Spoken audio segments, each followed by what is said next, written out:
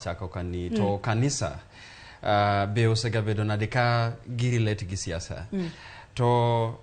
ukawe machiegni aneno ka uchake manyocha to kirango historia ma kanisa gi siasa ineno ka countries mane osebedo ka yudo independence chon negin countries ma kanisa nosegabedo ka konyo irango ka historia ma kanisa gi siasa e Kenya ka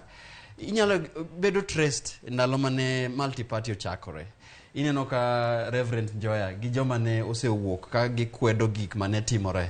e siasa kariwore gi rights, human rights, kariwore gi weche moripo beni government nosekete mise chon. Koro kana yudo invitation na rango ni to gima na bedo ka rango ni awe range alama notimre nyoro achako historia kabiro alama nyoro tayudo ni chon kanisa noribedo ka chiwo ratira maradier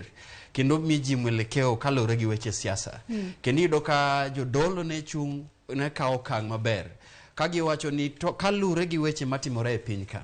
weche ma deal gi weche mar uchumi weche ma deal gi weche mar demokrasia weche ma deal gi human rights jodolo ne kao kang kendo ne chung to most of them ni rango ka they were paying the price nikech gik mane giwacho ne gen gik maluwo gi ratiro to kama ne wachako timo makosa nyadendi Joyce nen bang 2007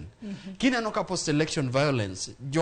jodolo madongo kende kanisa respected religious leaders gi church leaders knock out different positions e wach siasa to kirango kamano jopiny bene no luzope wach ma church tindo kanyo jatend piny kendo owacho gimoro kanyo ma kendo nyo okawa gi paro sana owacho ni at least church sani oseneno its space in governance church okoripo ben involve itself in governance church kanisa oripo ben chiwo direction kendo ka kanisa ochako ni koro donje politics kanisa ko chako donje weche mag siasa kendo waneno ka weche dhi bedo mobagni koro kanya aungo lweta gi gima jadolo wacho ni Mrs.